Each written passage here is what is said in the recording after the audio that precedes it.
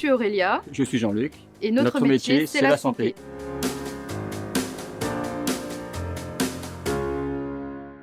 Je m'appelle Jean-Luc Lemay, j'ai 56 ans, je suis ambulancier au taxi ambulance du LEF à Lambolon depuis 1 an. Je m'appelle Aurélia Cariou, j'ai 31 ans, je suis auxiliaire ambulancière et conductrice de taxi au sein des taxis ambulances du LEF à Lambolon.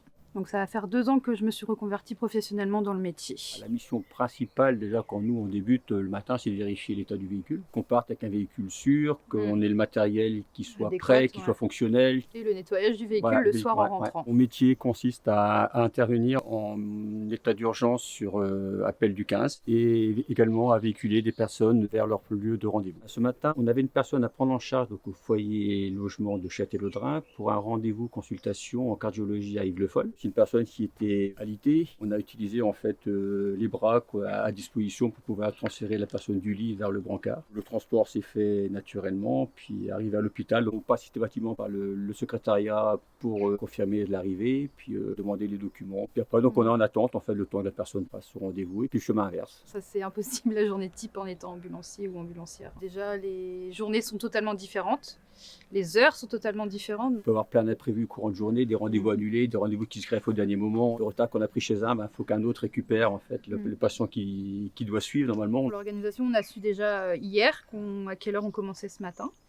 Donc on a notre planning, on a 2-3 courses déjà de base. On connaît le lieu de prise en charge, l'heure de rendez-vous, s'il y a des informations quelconques à récupérer, s'il y a des documents administratifs à récupérer. On a toutes les infos sur notre téléphone professionnel. Les urgences de la JSU2, chacun a un plan de formation complètement distinct l'un de l'autre. L'état clinique est approfondi. L'hygiène du véhicule c'est approfondi, la communication, tous les soins à la personne. Il faut toujours un DEA avec le patient derrière. Il a la formation, il a les compétences pour pouvoir pallier éventuellement s'il y a un incident qui peut y arriver, au moins il a la capacité tout de suite à réagir. On est le bras droit de l'ambulancier, donc on est sous la responsabilité aussi de l'ambulancier. C'est vrai qu'on est tous complémentaires les uns des autres.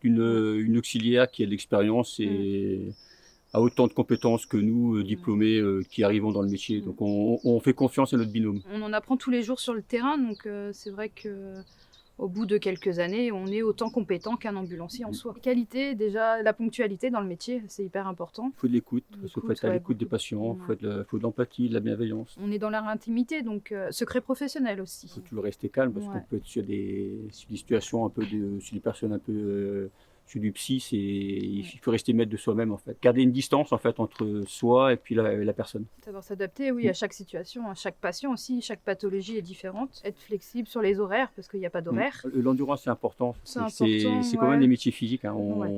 On transporte beaucoup. On a quand même un port de charge lourd. Ouais. Les dimanches, les jours fériés, les samedis aussi. Et puis il y a des équipes de nuit. Pour la fin de journée, on n'a pas d'heure.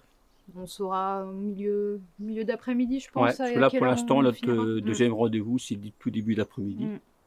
On ne sait pas ce qu'il y a derrière. On sait pas. Il y a une notification qui vient sur le téléphone. Donc, c'est des messages qui sont envoyés par la régulation avec les courses. Et puis, donc, c'est à nous de les valider. Quand on débute, c'est plus facile. On a toute la géolocalisation sur le téléphone. Alors, quand sur papier, c'est pas toujours facile. On peut avoir une faute dans le nom. On est majoré des heures de nuit, majoré des heures supplémentaires.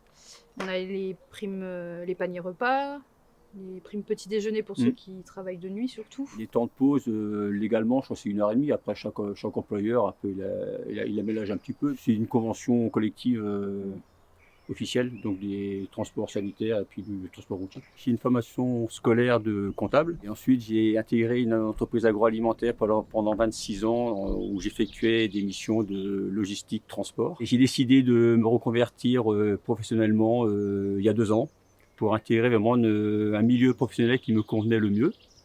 Donc à savoir venir assister les gens, les rencontrer, puis plus être à leur disposition. J'ai un CAP peintre en bâtiment. J'ai eu un parcours assez compliqué. J'ai testé plusieurs métiers avant de me reconvertir. Mais j'ai un peu baigné dans le métier grâce à mes parents qui font ça depuis toujours. Dans le métier, ce qui est plaisant, c'est le contact avec les patients, l'aide à la personne, l'urgence quand on est en ambulance et bien évidemment la conduite qu'on pratique tous les jours. C'est une formation qui inclut 5 thématiques bien précises, qui inclut la communication, tout ce qui est transmission d'infos, l'état d'urgence, l'ergonomie, la manutention et l'hygiène du véhicule et des personnes. On a 3 stages qui comptent en tout 7 semaines, un stage de 3 semaines en suite de soins et de réadaptation, un stage de 15 jours au SAMU et aux urgences et un stage de 15 jours également donc en entreprise de sanitaire privé. En tant qu'auxiliaire, on a seulement 15 jours de formation, donc ça peut paraître peu. Mais c'est quand même 15 jours intensifs parce qu'on apprend quand même tous les gestes d'urgence pour justement être en mission SAMU. Là, dans les mois à venir, j'ai décidé de passer mon diplôme d'état d'ambulancière. Donc fin août, je rentre en apprentissage. J'avais envie de passer mon DEA pour évoluer dans le métier. L'avantage de le faire en apprentissage, c'est déjà d'avoir un salaire tous les mois, fixe.